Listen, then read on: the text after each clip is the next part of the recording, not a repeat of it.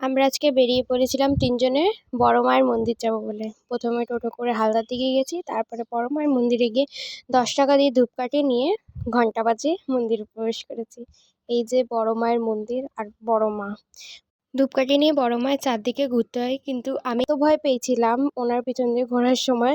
এজন্য আমি বোনের হাত ধরে নিয়েছিলাম। আর এই যে এইসব ধূপকাঠির প্যাকেট, সুতো বাঁধা দেখছো? এখানে যে যার ইচ্ছা আছে সেগুলো পূরণ করার জন্য এইসব বেঁধে রাখে। মন্দিরের ভেতরে জানলাতে, সব জানলাতে আর সব দরজাতে এগুলো সব বাঁধা ছিল। তোমরা দেখতেই পাচ্ছ। তারপরে আমরা কিছুক্ষণ বসেছিলাম বৃষ্টি পড়ছিল বলে।